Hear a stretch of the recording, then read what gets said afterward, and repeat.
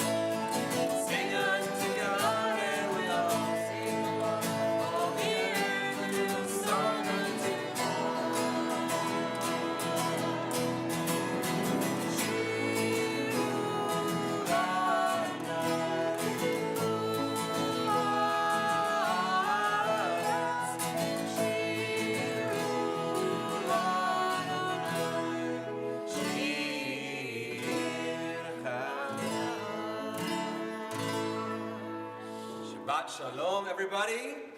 We are a small but mighty crew this evening. Yes, we are. Yes, we are. Exactly right. Exactly right. Make your father very proud to know that we were here on a Friday evening, no matter what. And we are joined, of course, not only here in our sanctuary, but on our webcast as well, with many people who are joining us from afar who couldn't be here in person. But it is my true honor to welcome everyone, whether in person or whether virtually, this evening to Temple Har Shalom for our Erev Shabbat service. I am joined on the beam this evening by the wonderful Lynn Cutler, our Director of Congregational Education / stand-in, beautiful voice, and musical accompanist, and of course John Bowen on the piano. And we are here to celebrate not just Shabbat, but of course our incredible Paper Midrash weekend, of which we have programs planned all the way throughout, including what we know will be a large culmination, not just tomorrow for Torah study and our teen program, but on Sunday with our entire J school. So we are so very, very excited to introduce you in a few moments to our special guests today. But of course, no Shabbat, doesn't matter what else is going on in the world, can begin before we light our candles. And so if I may impose upon our special guest to come up here and help us with that tradition, it is my pleasure to invite up to the bima Isaac and Rabbi Shauna. I'm going to try and get this right. Rabbi Shauna Brinjagard. Yep. Bialik. Yep. Wonderful. Our artist in residence this weekend to help us light the Shabbat candles and help us bless our wine.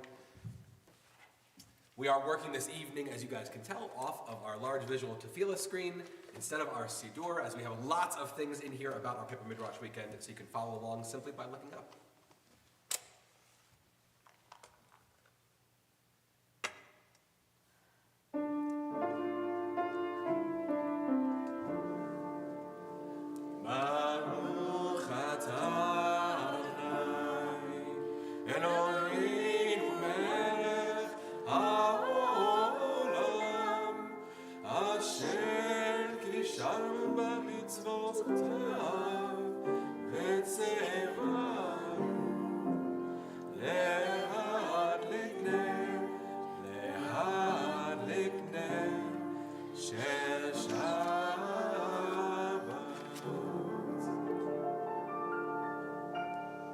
You to lift that glass of wine that is in front of you, as together we join and say, Baruch atah Adonai Eloheinu melech haolam, borei peri hagafen.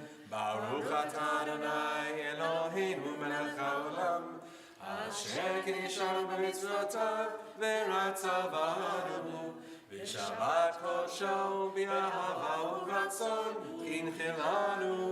Zikaron l'maaseh v'reishit, ki hu yom tehila l'mikrae kodesh, zecher l'tziat Mitzrayim.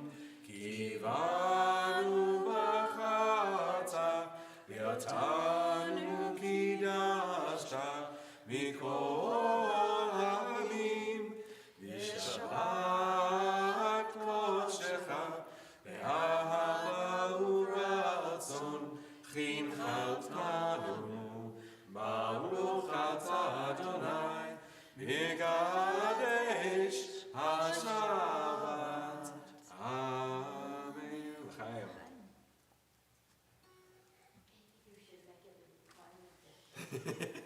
To the sweetness of the weekend that you're spending with us. Thank you, guys. Share with people who've been on an airplane. And we continue with the singing of Lecha Dodi, the poem that was crafted on the hills of Sfat to help welcome in our Shabbats, to help welcome in not just the sweetness, but the Shabbat bride herself. So we're going to do the first, the second, and the fourth verse, and we will invite everyone to rise and face the door.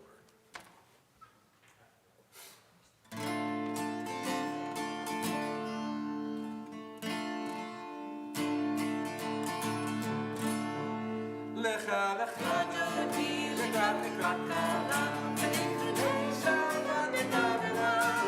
Lecha lecha dodi, lecha lecha kala, v'nei shabbat lekavela. La la la la la lecha dodi, lecha lecha kala, v'nei shabbat lekavela. Lecha lecha dodi, lecha lecha kala, v'nei shabbat lekavela. Zachor bezachor.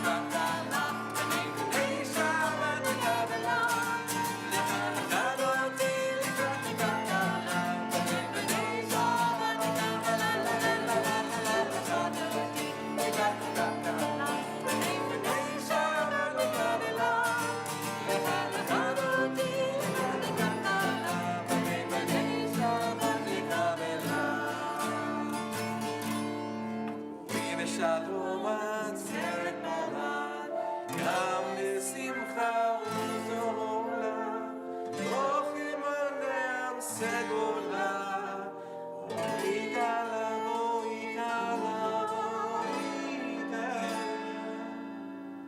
Lecha, lecha, oti, legat, legat, kala, b'nei, b'nei, shavat, likavela. Lecha, lecha, oti, legat, legat, kala, b'nei, b'nei, shavat, likavela. Lecha, oti, legat, legat, kala, b'nei, b'nei, shavat, likavela. Lecha, lecha, oti, legat, legat, kala, b'nei, b'nei, shavat, likavela. And we continue standing for the Baruch Hu.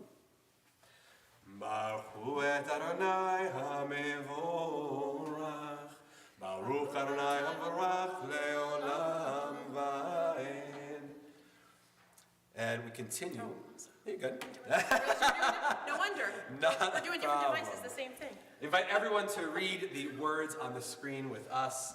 Wisdom and wonder, passion and instruction, story and symbol. All these things your Torah gives to you. And the more we devote ourselves to it, the more it grows and gives.